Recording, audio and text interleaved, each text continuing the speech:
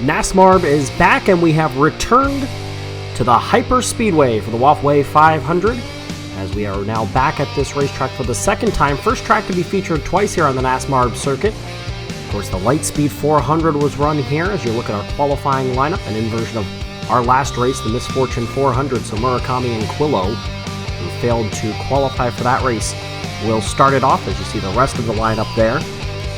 We are back after the Lightspeed 400 was run here at Hyper Speedway. As we get ready for our qualifying session, we'll remind you Neptune still has the best qualifying average position of better than 6th place.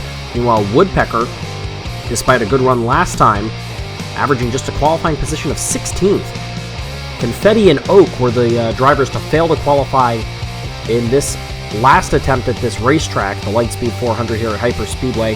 However, in each of the last two races since then, they've both finished top 7. We will start with Quillo in the number 9 for Marble Sports Worldwide in the MSWP. They've had a rough run as of late, and the first lap run is going to be a little bit wild at the end. It'll be a time of 3:13, and that is the time to beat. And pacing the field early on is the number 9 of Quillo. And now Murakami for Bladestar Motorsports.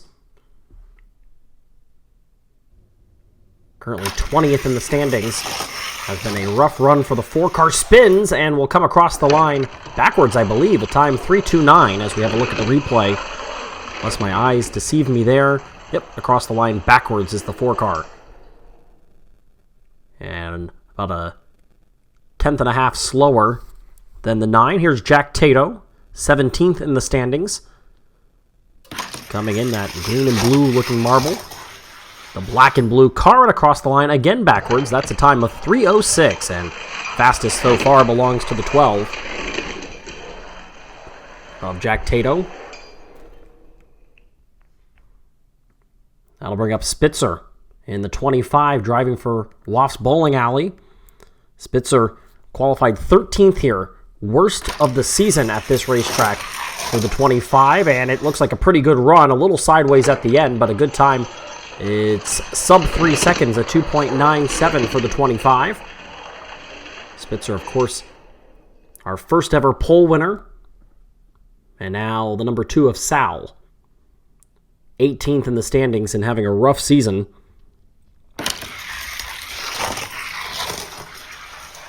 That is a smooth run, and a good run for Sal in the number 2. A 2.87 is going to be a 10th of a second faster than anybody else, and it jumps to the top of the leaderboard 5 cars in. It is the number 2 in the lead. Here's Jeff Marbin, who's only beating Murakami in the standings.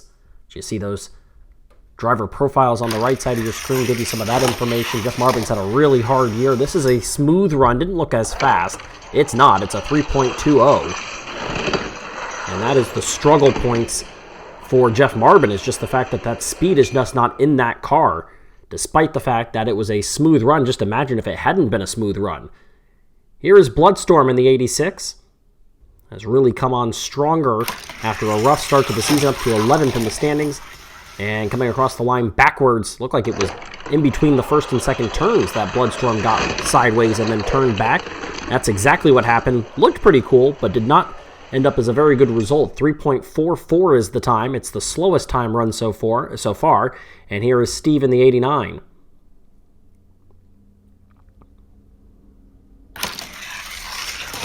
That Malbow machine has had problems with speed at certain points, but not there. A 2.95 for the 89, and the wheelman Steve makes the most out of that Malbow machine and jumps to second so far. Here is Prime, 7th in the standings, but it's been a rough go as of late for the number 8 car. Qualified 2nd in the last race here. As backwards, sideways, bouncing off the walls all over the place. It's a time of 3:21. What I was saying is that Prime qualified 2nd, but hasn't qualified better than 11th in any race since the Lightspeed 400, which was our second race of the season. Back-to-back second place qualifications and nothing better than 11th since. Here's the 33 of Earl for Red Pandas Racing. This is their second race now since they've committed themselves to trying to get all 3 cars from their team into the playoffs. And okay time there for Earl. A 3:08 is 5th out of 10. First car to go out of that team, the Red Pandas Racing team. Here's Winks for Bladestar Motorsports, 4th in the standings. Winks won the overall #1 seed last time we raced at this course, and that was on a race-off. That's not going to happen here, at least not on the first turn from the inside. It's the slowest time. It's a 3:53. Certainly not a good start for Bladestar Motorsports. We've had 11 cars run, and right now their cars are 9th, 10th, and 11th.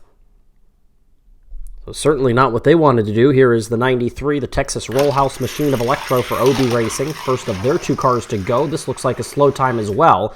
Probably the slowest. It is by a pretty significant margin. 3.5 tenths of a second there. Yeah, just sliding all over the course. Could not get straight or build any kind of momentum for Electro. So a slow time, not a great start for them. That'll bring up Nugget, who is 12th in the standings, but a solid run last time out. This looks like a pretty good run, and it is. It's going to be 4th fastest, a 3:05, just ahead of Jack Tato.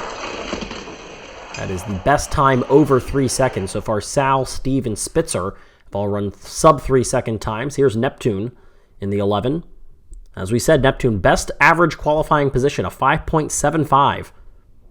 Let's see what they can do on this first lap from the inside line. Gets a little bit wild at the end, bounces off the walls a few times, and it'll be a 3.10. Good enough for 7th out of 14 right now. So middle of the pack right now for Neptune, who has struggled a little bit the last couple of races with the qualifying positions. Here is Oak in the 48. First of our 2 drivers that did not qualify the last time we were at this course. Let's see what Oak can do. Good time. Really good time. It's the 2nd fastest, a 2.93 for Oak, who has really started to come on strong after a couple of really bad starts to the season, not qualifying in either of the first 2 races. Top 7s in each of the last 2 races, as Lemon Drizel, who was the winner of the Lightspeed 400 the last time we raced here at Hyper Speedway, won it as the 14 seed, spins around, goes backwards across the line, and it is a slow time. A 3:37 is 13th for Lemon Drizel, who did not have a good qualifying time, as I just mentioned. 14 out of the 18 that qualified the last time they raced, as here is Woodpecker in the 43, once again driving that blue, green, and white car for Nita and Dave's Motors. And another fast time. Woodpecker again goes to the top of the board. Won the pole last time, and it's a new track record. Sal had won that record with a 2.87 earlier in this qualifying session. It's a 2.70 and a very quick time for Woodpecker, who really looks as though they have turned a corner for Red Pandas Racing. Here's the 17 of Confetti, the other car that didn't qualify the last time we were here. This looks like a solid time, not as fast. That time is going to be 12th fastest. It's actually a tie with Jeff Marbin at a 3.20. Look like that, yeah, the end of the course really slowed the momentum there. And now the last 2 to go, which will be Mozilla, who finished as the runner-up last time. 3rd in the standings. A couple of top 3 finishes for the 66. Oh, slow run. Got sideways and then stuck up against the wall. It's actually only 14th. Could have been worse for Mozilla. And that will bring up the 2-time defending winner here on the NASMARB circuit. There they are, the 26, a new paint scheme for that OB Racing machine. Wow, really fast but wild for the 26 of Streamer. It's going to be the 2nd fastest time. How about that? It was a wild run, but that black and gold there looked really nice. And a chance for really either Woodpecker or Streamer have a good chance to become our first multi-time pole winner. And as you look at the overall standings there from the inside lane of this qualifying session, this is the first time that everybody has made it through the lap. We have not had any DNFs. Here is Quillo on the 2nd run. It was a 3.13 the first time. It's a 2.94 from the outside line, a 3.04 average, and that is the time that's going to pace the field for the second lane of qualifying and the overall qualifying results. Here's the 4 of Murakami. This time looked faster than their first. It will be by a little bit, a 3.23, average time of 3.26.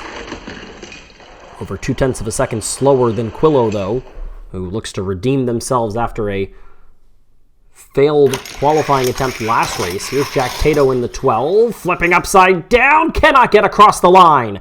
And it's a DNF for Jack Tato, and a big problem for the 12 car. That can cause a lot of issues, especially when nobody failed to qualify the first time. Now you have to hope that at least 2 other cars are going to fail to qualify, otherwise you're not going to make the race. So a huge mishap for the 12, as you saw, got close but could not get across the line. Quillo is locked in. Here's the 25 of Spitzer, wild across the line. Spitzer will get a 3.18 and an average time of 3.08 to lock themselves in. So it's Murakami and Jack Tato right now below the cut line. And that'll bring up Sal, who had a good run. 2.87 on the inside line. Outside line will be a 2.96. And it's currently the fastest time. An average of 2.92 jumps to the top of the leaderboards for Sal, who's having a good run. Here's Jeff Marbin. Marbin got really wild at the end, back and forth off the walls. A 3.33 is not fast enough to lock themselves in yet. Jeff Marbin drops below the cut line. Murakami is in by 1/100th of a second. Still a lot of ways to go for Jeff Marbin to be able to get in. That's not going to do it, though. Bloodstorm is in with a 2.91. Moves into 4th place. And it remains Jeff Marbin and Jack Tato, who are below the cut line. Jack Tato's in a lot of trouble right now. Let's see what Steve can do. On a 2.95 from the inside line, and is going to lock himself in a 2.94 from the outside line. Very consistent for Steve. That's second fastest. 0.03 of a second slower on the average time than Sal. Now let's see what Prime can do. Has not qualified better than 11th since the last time we raced here. That was helicoptering through the back end of this course. Let's have one more look at it. Able to even it back out, get across the line. An average time of 3.22 is 6th fastest out of the 9 we've run, but it's good enough to get in.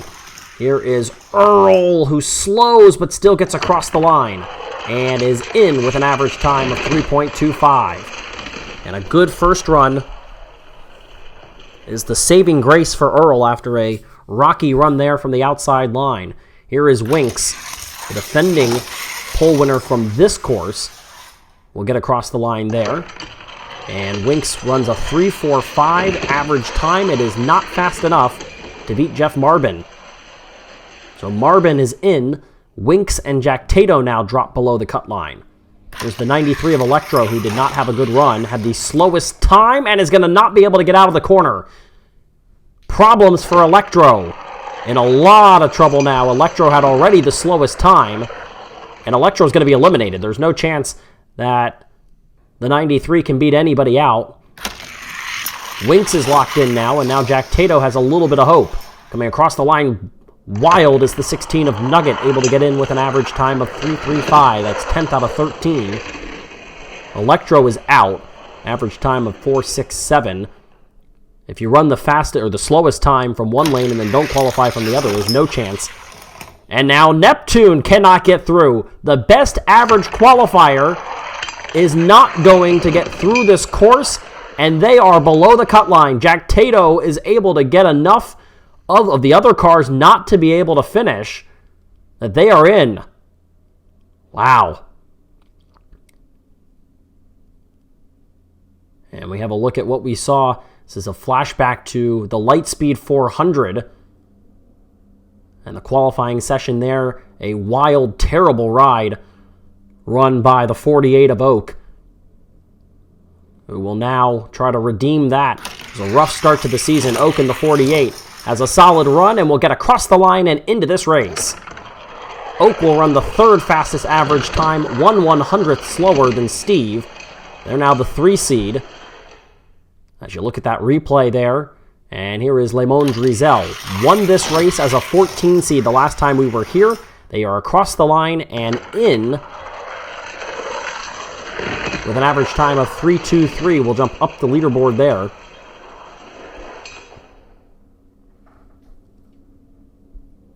And here is Woodpecker. Woodpecker trying to do more damage and so much speed behind that car. A 2.71, and back to the top of the leaderboard is the 43, with a chance and likely now going to win their second consecutive pole. Streamer might have something to say about that, but that was an incredibly great time put in as the 17 will get across the line. And Confetti is also going to make this race. Ran both laps, a 3.20 from both the inside and outside line. They're in right ahead of Prime and behind Bloodstorm. Here is Mozilla. Neptune is in a lot of trouble as Mozilla comes across the line backwards. That's a time of 3.39, an average of 3.32. Not a fast time for Mozilla, but in the field. Electro is now officially out. And I think you can guarantee it as well. Yeah, you will. Streamer's in. No matter what happens here. Trying to win a pole, though, across the line. Let's see. What's the time? It's a 2.82 and an average time of 2.83. Incredibly accurate times by both Woodpecker and Streamer. They ran just 1/100th of a second different from their inside and outside lines. So Woodpecker wins a second consecutive pole. Streamer ends up second. Sal, Steve, and Oak are the top 5. Quillo, with a redemption from last time, qualifies in 6th. Spitzer, Bloodstorm, and Confetti. Then Prime, Biedrzycki, Earl, Murakami, Jeff Marbin, Mozilla, Nugget, Winks, and Jack Tato are in. Neptune and Electro out. Neptune runs a 3.10 from the inside. Did not finish on the outside line. 3.88 was the slowest time run for Electro from the inside line, and then failed to qualify by being unable to finish that last lap. Fastest laps, holy cow, let's give a bunch of points to the 43. Fastest outside line, fastest inside line, which was the fastest overall time, and the pole position add 5 championship points to Woodpecker's total, as they have gone full in with an attempt to move Woodpecker into the playoffs. As you have a look at our groupings, Group 1 is going to be Woodpecker, Confetti, and Jack Tato. Group 2, Streamer, Prime, and Winks. Group 3 is Sal, Bloodstorm, and Nugget. Group 4 is Steve, Biedrzycki, and Mozilla, which, by the way, is the exact same grouping as we had last time, which was Group 5 last week. Now they're Group 4. Oak, Earl, and Jeff Marbin are in Group 5. Group 6 is Quillo, Spitzer, and Murakami. Bloodstorm as the 8 seed and Nugget as the 16 seed will qualify in the same positions as they did at the Late Speed 400. So they're in the same group that they were the last time that we were at this track. Definitely some of the previous examples of what we've seen here are now coming true, as they will run the same positions as they did last time. So they will face each other again in Group 3, and they will also get Sal this time as the 3 seed. Woodpecker making its statement for the second week in a row. They have come to play. And so we hope that you join us for the WofWay 500 here at Hyper Speedway. Until next time, I'm Ricochet, and you've been watching MSPN's coverage of NASMARB.